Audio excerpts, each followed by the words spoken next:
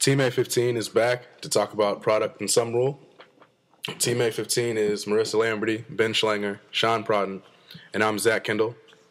For more videos on discrete math, you can check out www.knoatom.com. All right, let's get started. Product rule. The product rule is a procedure that can be broken down into separate tasks. There are n sub 1 ways to do the first task, n sub 2 ways to do the second task, n sub 3 ways to do the third task, and so forth. The product rule states that there are n sub 1 times n sub 2 times n sub 3, and so forth ways to do the procedure. Now, when to use the product rule?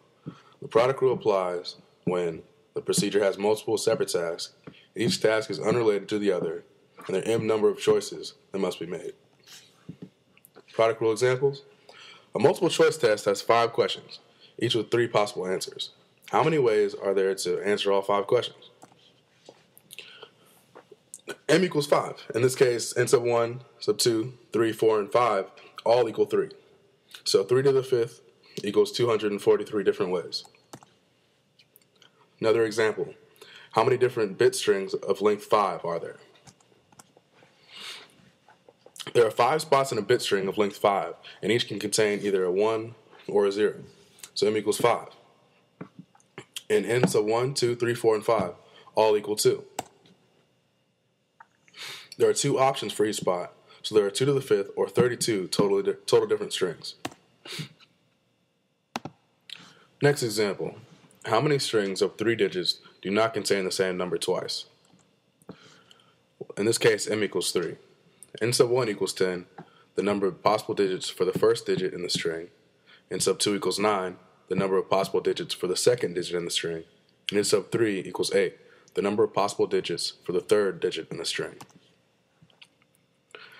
n sub 1 times n sub 2 times n sub 3 will give you your total. So we have 10 times 9 times 8 would equal 720. So there are 720 three-digit strings that do not contain the same number twice. Yet another example. How many strings of 4 digits contain all even numbers and do not contain the same number twice? In this case, m equals 4. n sub 1 equals 5, the number of possible even digits for the first digit. n sub 2 equals 4, the number of possible even digits for the second digit. n sub 3 equals 3, the number of possible even digits for the third digit. And n sub 4 equals 2, the number of possible even digits for the fourth digit.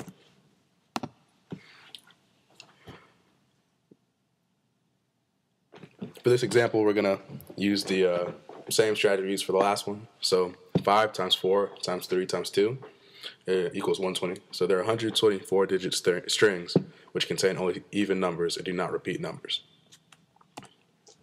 Let's move on to the sum rule. Definition. If a task can be done either in one of n sub 1 ways or in one of n sub 2 ways, where none of the set of n sub 1 ways is the same as any of the set of n sub 2 ways, then there are n sub 1 plus n sub 2 ways to do the task. A little bit more information on the sum rule. The sum rule can be applied when there are more than 2 tasks. Suppose that a task can be done in n sub 1 ways, n sub 2 ways, and so on ways, with no overlap between the difference in n's. The total number of ways that task can be done is n sub 1 plus n sub 2 plus n sub 3, and so forth. Let's go through a couple examples. You're traveling from Boston to New York. There are 10 flights, 5 buses, and 3 trains that are traveling between Boston and New York the same day you are traveling. How many different ways can you get to New York from Boston? Since all the modes of transportation take you directly to New York, you can only use one mode of transportation for your entire trip. You can take one of the 10 planes, 5 buses, and 3 trains. Therefore, there are 10 plus 5 plus 3 equals 18 different ways to get to New York. Another example. There's a class of 20 children. There are 10 boys and 10 girls. 7 of the girls and 5 of the boys are wearing red shirts, for a total of 12 children wearing red shirts. You must pick either a girl or someone wearing a red shirt to receive extra homework. How many different choices do you have? Why can you not directly use a sum rule to solve this problem? Looking back at the problem, there's an overlap between the sets of girls and children wearing red shirts. Because some of the girls are wearing red shirts, So, if you attempted to use the sum rule, you would double count the girls wearing red shirts. Thinking of the sum rules in terms of sets, suppose there are m sets, the first set A sub 1 has n sub 1 elements. The second set A sub 2 has n sub 2 elements. And the mth A sub m sets has n sub n elements. This can be written as the following. Next point. If the sets are pairwise disjoint, if none of the sets intersect any other set, then the cardinality of the union of all the sets is the sum of their cardinalities. And you can look below for the explanation behind that. Sum and product rules. It should be noted that many counting problems use a combination of both the product and the sum rule. If the specifications for creating a password are that it must be 5 and 7 digits long, and you can use the digits 0 through 9 inclusively, how many different passwords can you make? For this example, we're going to have to use both the sum and the product rules. First, break apart the problem. How many 5-digit passwords can be made? Using the product rule, 10 to the 5.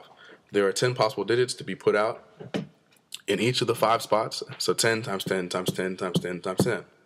How many 6-digit passwords can be made? Using the product rule, 10 to the 6. How many 7-digit passwords can be made? Once again, using the product rule, 10 to the 7. Second, combine the different parts using the sum rule. 5-digit passwords plus 6-digit passwords plus 7-digit passwords equals the total number of passwords possible. So we have 10 to the 5th plus 10 to the 6th plus 10 to the 7th is going to give you 11,100,000 different passwords. Both the sum and the product rules were used to solve this problem. Let's get another example. A man has 10 dress shirts, 7 casual shirts, 5 pairs of dress pants, 3 pairs of casual pants, 2 pairs of dress shoes, and 1 pair of casual shoes. If casual and dress clothes cannot be mixed, how many different outfits can the man put together? Dress outfits plus casual outfits equals total number of outfits. Use the product rule to find the number of dress outfits and casual outfits that can be made separately. Since dress clothes and casual clothes cannot be mixed, dress outfits equals 10 times 5 times 2 equals 100. Casual outfits equals 7 times 3 times 1, which is 21. Then use the sum rule to find the total number of outfits. 100 plus 21 equals 121, total number of outfits.